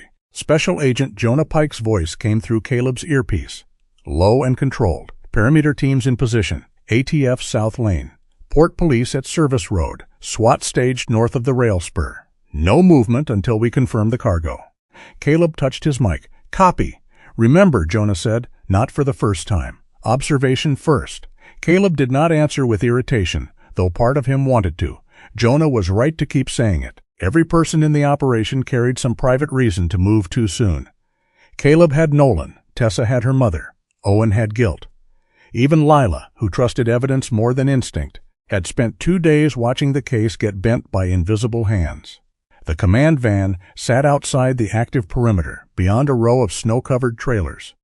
Tessa Larkin was there with Deputy Marcus Vale, and Juniper wrapped in a blanket at her feet. She was not inside the port. She was not holding a camera on top of a container. Caleb had promised himself the story would not ask that of her, but she still had a role. A live feed from Lila's temporary camera ran to the van. If Victor Harlan appeared, Tessa might recognize him as the man her mother had once described after a tense visit. Caleb did not like using her memory this way. Tessa had said, "My mother died because people hoped I wouldn't remember anything." There had been no answer to that except to let her help safely. At 9:37 p.m., the first truck came. No light bar, no visible escort markings, just headlights dimmed low in the snowfall, the cab moving like a shadow through the service lane. A second truck followed, then a third. Behind them rolled a black SUV. Then 2 container service vehicles with Harlan Maritime markings half obscured by snow. Lila's eyes lifted from the monitor. Owen was right. Caleb felt the words settle in him, not as victory but as weight. The convoy stopped at Gate 6. A man in a port security jacket stepped out and opened the guard shack manually. Lila zoomed the camera as far as the poor weather allowed. "Alan Reeve," she said. "Port liaison." Caleb did not speak. Reeve walked to the lead truck, exchanged 2 brief words with the driver, then waved the convoy through. No scan. No log. No light. Jonah's voice came through. "Hold positions." The trucks rolled into the older container yard. Snow blew sideways between stacked metal walls. The convoy stopped near row 42, where 3 containers sat separated from the others by just enough distance to work around them. Caleb's throat tightened. Row 42. Owen had circled that number in the maintenance log. The doors of the first container opened. Lila adjusted the feed. The image flickered, then steadied. Inside were crates marked as industrial pump assemblies. A man with a crowbar opened one, pulled away protective wrap, and revealed metal components packed in foam. Lila whispered, "Recording." Caleb heard Jonah breathe once through the channel. "Need clearer confirmation," Jonah said. The second crate opened. This one left less room for interpretation. Receiver components, suppressor parts, magazines packed in rows. Ammunition cases with falsified machine part labels placed over original markings. Not an army, not the end of the world, but enough to arm dangerous people who had no legal path to any of it. The third container held heavier sealed cases. Jonah's voice sharpened. "ATF confirms probable controlled weapon shipment. Stand by for arrest order." Then the rear door of the black SUV opened. Victor Harlan stepped into the storm as if weather was something beneath him. Even through the grain of the camera, he looked expensive. Charcoal overcoat, black gloves. Silver blonde hair sheltered beneath the vehicle door for only a second before he walked into the falling snow. A silver tie clip caught the floodlight when he turned. An anchor, clean and polished, small enough to deny meaning if anyone asked. In the command van, Tessa's voice came over the secondary line, barely above a whisper. "That's him." Caleb closed his eyes for half a second. "You're sure? He came to our apartment building," Tessa said. 2 days before Mom's crash. She wouldn't let him in. I saw him from the stairwell." Victor Harlan walked to the open crates, listened to a man in a winter jacket, and nodded once. Then another figure appeared from the far side of the yard. Long black command coat, dark navy uniform beneath it, badge flashing pale under the snow-bright lights. Deputy Chief Nolan Mercer. For a moment, Caleb did not hear the wind. Nolan did not touch the crates. He did not inspect the cargo. He did not behave like a buyer. He stood beside Victor Harlan and Alan Reeve as if his role was older and cleaner, making sure the path stayed clear. Lila's voice was quiet. "I have video." On the monitor, Nolan removed one glove and shook Harlan's hand. Caleb felt something inside him finish breaking, but it did not break loudly. It simply stopped asking for another explanation. Jonah's order came through. "Arrest teams prepare. We move on my mark." Then the feed jumped. Lila's hand flew over the keyboard. "What happened?" Caleb asked. "Someone hit the secondary channel." The monitor blinked, froze, then came back at a lower angle. Across the yard, Alan Reeve had turned sharply toward a camera mount half hidden under snow. He raised his phone. "He found the line," Lila said. In the yard, Harlan looked toward Reeve. Reeve pointed. The quiet vanished. Harlan moved fast for a man who had built his life on making others hurry for him. He snapped an order. Men began closing crates. Drivers ran for cabs. The convoy split, engines starting in 3 directions at once.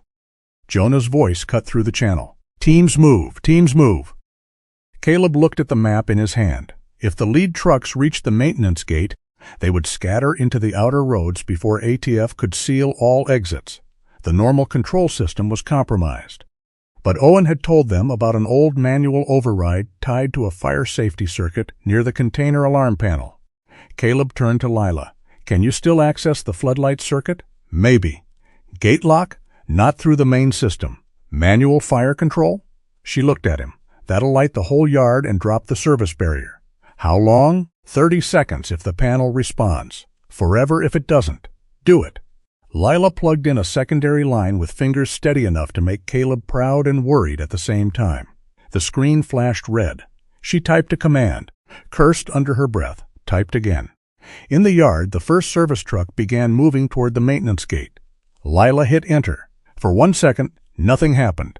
Then Greyhaven Freight Terminal turned white. Floodlights exploded across Gate 6, row by row, throwing hard light over trucks, crates, faces, badges, and the open mouths of men who had expected darkness. A siren began to wail from the container fire system. The maintenance barrier dropped across the service lane with a heavy mechanical thud. The lead truck stopped inches short. ATF vehicles moved in from the south. Local SWAT emerged from the rail spur. Port police blocked the service road. The yard became orders, lights, engines, boots on snow, hands raised, hands not raised fast enough, Officers shouting commands meant to keep everyone alive. A few men resisted. The sound that followed was brief, sharp, and contained by training more than luck. Caleb did not chase glory into it. He stayed at the observation post until Jonah called for support near the administrative tunnel. "Rourke, we have an officer down by the west lane. Nolan moving toward the tunnel. Can you intercept?" Caleb looked at Lila. She already had her sidearm low and ready. "Go," she said. "I'll hold the feed." Caleb moved through the container row with 2 SWAT officers, staying low along the metal walls. Snow blew into his eyes. The floodlights made every shadow severe. Ahead, a port officer lay near a concrete barrier, alive but exposed, one hand pressed to his shoulder. Caleb and one SWAT officer pulled him back behind cover while the other kept watch. "You're good," Caleb told the officer. "Stay with me." The man nodded, teeth clenched, breathing hard. A figure moved beyond the tunnel entrance. Nolan. Caleb rose and followed before the distance disappeared. The administrative tunnel connected the old yard to the port offices. Its entrance was half lit, rimmed with ice. Nolan reached it, turned, and saw Caleb. For 1 second they were not deputy chief and lieutenant. They were a younger officer and the man who had taught him how to stand in a room full of fear. Nolan raised his weapon. Caleb stopped. "Don't." Nolan's face looked older in the white light. Snow clung to his hair. His badge shone on his chest as if it belonged to someone else. "You think they'll thank you," Nolan said. "You burned the port. You burned this city." Caleb kept his own weapon low but ready. "No, you did that when you decided the law was yours to lease. You still think law stands by itself. I think it falls when men like you sell pieces of it and call that leadership." Nolan's hand tightened. Caleb did not move. He could see the hesitation. Not mercy. Not regret, exactly. Recognition. Nolan still saw him as a student for half a breath too long. That half breath saved them both. "Drop it!" Lila shouted from Nolan's left. She had come through the side lane, silent in the storm. Her weapon was steady. 2 SWAT officers closed behind her. Nolan looked at Caleb, then at Lila, then at the tunnel he would not reach. The weapon lowered. It hit the snow with a soft sound. Lila moved in and secured him. She did it cleanly, without anger, because the record mattered even when the heart did not. Caleb watched the cuffs close around Nolan Mercer's wrists. Nolan did not look back at him. Across the yard, Victor Harlan had found his own escape. A container service truck broke from the north row, fishtailing in the snow toward an older maintenance gate not marked on the current maps. Jonah's units shifted, but the angle was wrong. In the hospital, Owen Bell was watching the tactical feed on a secure tablet with his sister beside him. His voice came through the command channel, thin but urgent. "That gate only opens to the old fuel road. It dead ends unless he cuts through the salt shed. Block the shed exit." Jonah reacted instantly. "North team, divert to salt shed exit. Port Unit 3, hold the fuel road." The service truck vanished behind a stack of refrigerated containers. For 5 seconds, no one spoke. Then Jonah's voice returned. Harlan stopped. Driver and passenger in custody. Financial ledgers recovered from vehicle. In the command van, Tessa heard it all through the controlled feed. She sat with both hands clasped tightly in her lap, Juniper pressed against her knee. When Nolan was reported secured and Harlan taken alive, the puppy lifted one paw and placed it clumsily on Tessa's leg. Tessa looked down. Her voice shook when she spoke into the secondary line. "She wasn't crazy, was she?" Caleb stood in the snow near the tunnel, breathing hard, watching Leela guide Nolan toward an ATF vehicle. He touched his mic. "No," he said, tired and steady. "She was early." The line went quiet. Then Tessa cried softly. Not the way she had cried at the safe house, not with guilt tearing through her. This was different, grief with a wall finally removed. Around Gate 6, officers moved crate by crate, tag by tag, name by name. Evidence teams photographed the open containers. ATF agents sealed weapons components, ammunition cases, falsified labels, and shipping documents. Port police detained Alan Reeve. Dennis Vale was arrested off-site when he attempted to wipe a contractor terminal. Victor Harlan was placed in a federal vehicle. Coat still immaculate except for snow-melted dark along the hem. Nolan Mercer stood apart, hands secured, badge removed from his coat before transport. That image struck Caleb harder than the arrest. A badge on a gloved palm. A small piece of metal that had meant oath, authority, public trust, late nights, hard calls, and the fragile belief that power could be used without being owned. Now it reflected the floodlights and the snow. Caleb did not feel victorious, he felt responsible. Tomorrow, Greyhaven would wake to rumors, press calls, fear, anger, and the impossible question of how a man wearing a badge had helped darkness pass through the gate. Tonight, the containers were real. The evidence was clean. The people who had tried to vanish into paperwork were alive, named, and in custody. Caleb looked toward the command van lights beyond the perimeter. Somewhere inside, Tessa was holding Juniper, and Juniper was probably leaning all her puppy weight against the nearest person who needed help staying upright. Caleb let the snow fall against his face. The storm had not ended, but for the first time it had stopped hiding everything. Greyhaven did not wake clean after Gate 6. It woke exposed. For 3 days the harbor looked the same from a distance. Snow on warehouse roofs, fishing boats rocking in their slips, plows scraping Main Street before sunrise. The bell above Harbor Lantern Diner still chimed when people came in for coffee. But up close, everything had changed. Federal vehicles sat outside Harlan Maritime Solutions. Agents carried boxes from the main office and loaded them into vans. Port workers stood in small groups near the fences, talking in low voices, not sure whether to be angry, relieved, or afraid for their jobs. Reporters gathered near the courthouse steps with frozen hands wrapped around microphones. Victor Harlan's name ran through every local headline. So did Deputy Chief Nolan Mercer's. Caleb Rourke did not watch much of the coverage. He had spent too many years learning that cameras could make a man look smaller or larger than the truth. The truth was usually somewhere in the paperwork, the witness statements, the sealed evidence bags, and the quiet rooms where people signed their names beneath things they could not unsay. Harlan faced federal charges connected to trafficking, falsified shipping records, obstruction, and conspiracy. Nolan Mercer was suspended, arrested, and charged with leaking protected information, accepting payments through intermediaries, and interfering with law enforcement activity. Alan Reeve and Dennis Vale were in custody as well, smaller names in the public eye, but not smaller in the machinery of what had happened. The port slowed. It did not die. That mattered to Caleb. Not because Nolan had been right, but because Nolan had used the fear of collapse as a permission slip. Greyhaven had to learn that a city could survive truth better than it could survive rot. Still, survival was not the same as comfort. At the station, officers spoke more quietly when Caleb passed. Some looked ashamed for reasons that did not belong to them. Some looked defensive. A few looked angry, as if Nolan's arrest had accused every badge in the building. Caleb understood that reaction. He did not excuse it.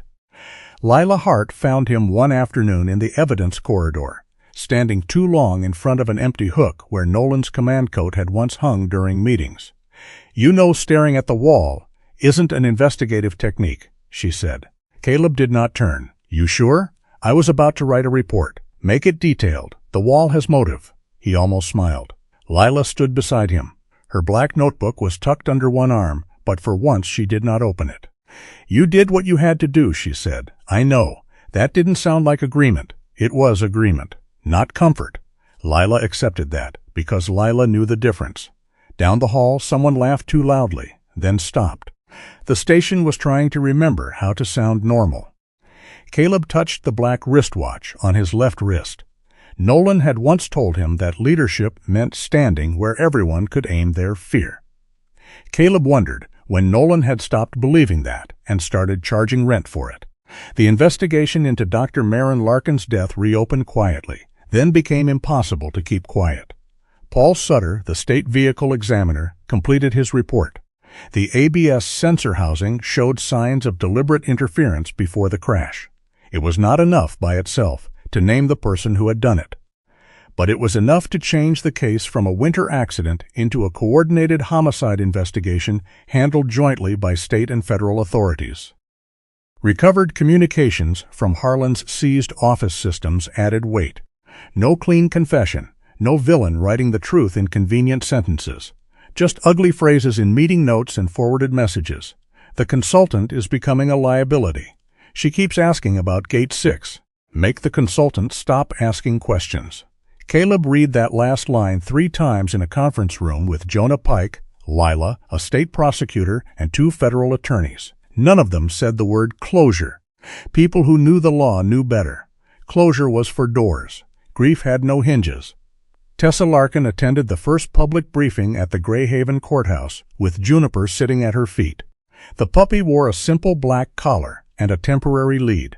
No evidence tags now. No blanket wrapped around her body.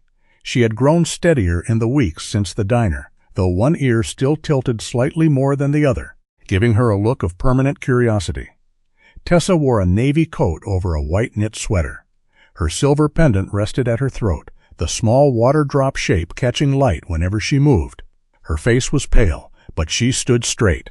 Caleb stood near the side wall, not beside her. This was not his moment to claim.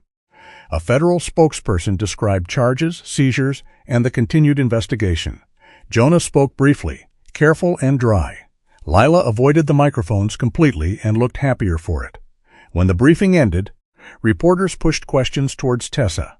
Did your mother know she was in danger? Do you believe the city failed her? What do you want to see happen now? Tessa looked overwhelmed for 1 second. Juniper leaned against her leg. Tessa lowered one hand to the dog's head and found her voice. My mother kept notes because she believed the truth deserved a record, she said. That's all I'm trying to do now. She did not add more. The reporters wanted more. Tessa did not owe them more.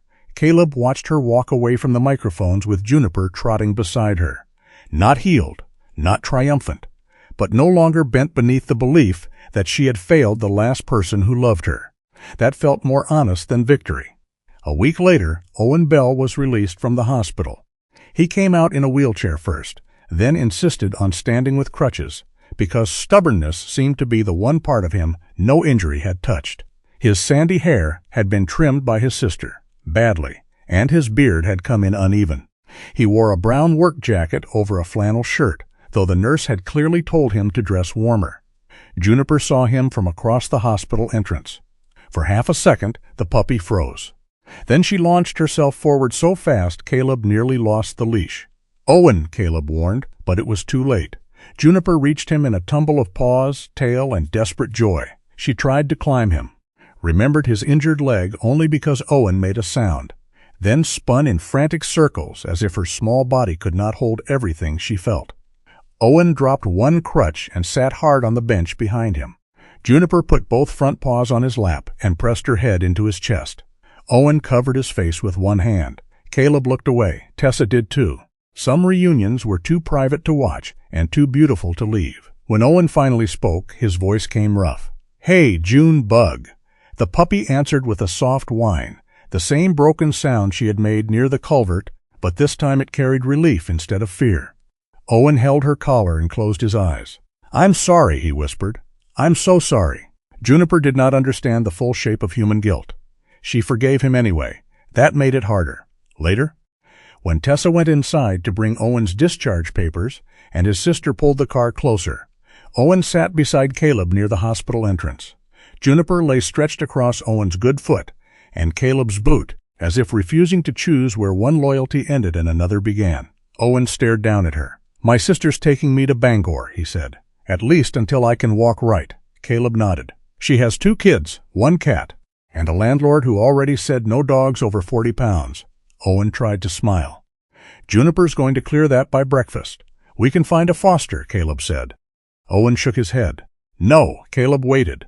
Owen rubbed his thumb over the scratched metal tag on Juniper's collar, the same tag that had carried the micro SD. It looked ordinary again. That almost made it worse. She waited for me, Owen said. I know that.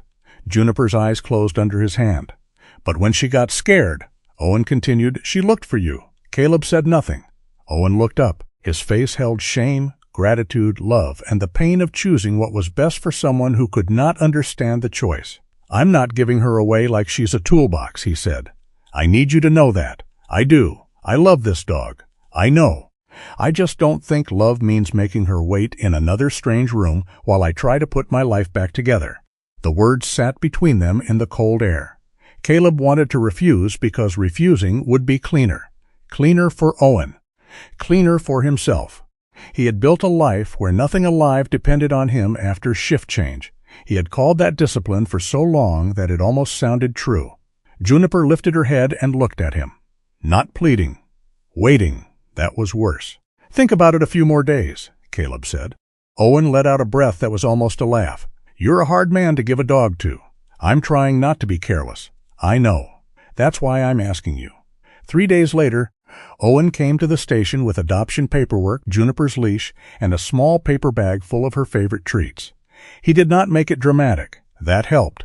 They stood outside near Caleb's SUV while snow melted from the roof in slow drops.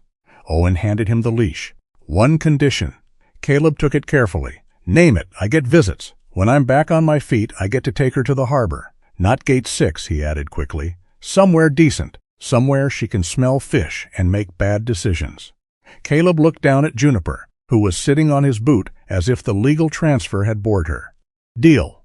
Owen nodded, then crouched with effort. Juniper immediately pushed into him. You be good, he told her, or at least be interesting. Juniper licked his chin. Owen laughed and wiped his face, though not quickly enough to hide the tears. Caleb signed the papers that afternoon. He did not feel like he had won anything. He felt entrusted. That was heavier and better. Life did not return to normal because normal had been part of the lie. It formed new habits instead. Tessa returned to Harbor Lantern Diner on reduced shifts. The first morning Caleb came in with Juniper. The repaired bell above the door chimed, and 3 regulars at the counter turned to look. Nobody said anything for a second. Then the cook leaned out from the kitchen and said, Dog gets eggs, no salt. Caleb looked at Tessa. Tessa's smile arrived slowly, but it arrived. Only if she stops acting like she owns the place. Juniper trotted straight to the booth where everything had started, sniffed the new vinyl, then chose the chair closest to Tessa. Tessa laughed for real. The sound did not erase anything. It made room for something else. You know she thinks this place belongs to her now, Tessa said. Caleb unclipped the leash and sat. She thinks everything belongs to her. I'm just paying rent. Tessa poured him coffee. There was warmth in the gesture, but not romance wrapped in a bow. Not yet. Maybe not ever in the way strangers would imagine from the outside. What grew between them was quieter than that. Shared truth, shared danger, and the relief of being seen without being hurried. Tessa had enrolled in 2 evening courses through a community college in Portland. Environmental sampling and data methods.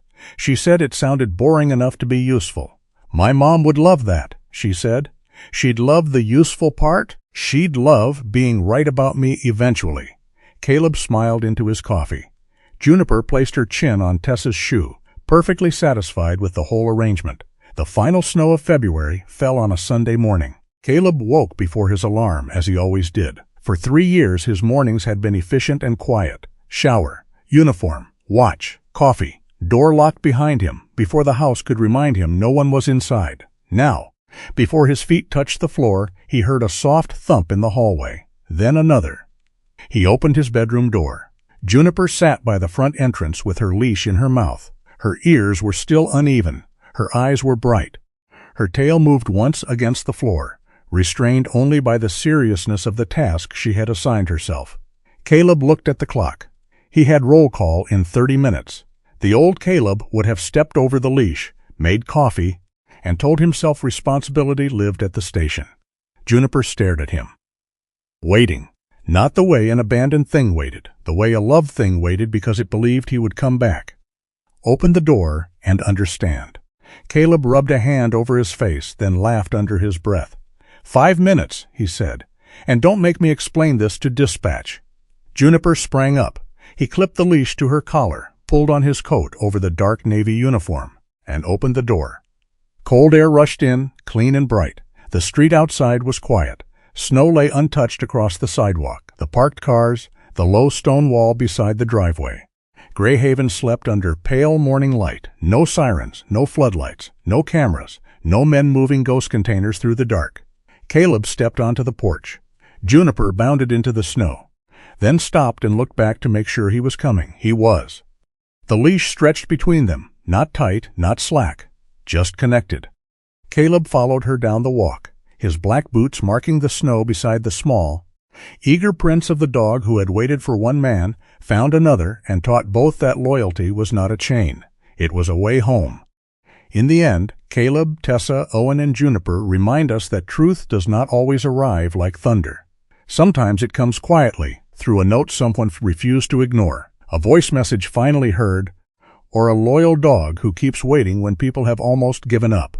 This story is about the courage to face what was hidden, but also about the grace to keep living after the truth comes out. Loss may change us, but it does not have to close our hearts forever.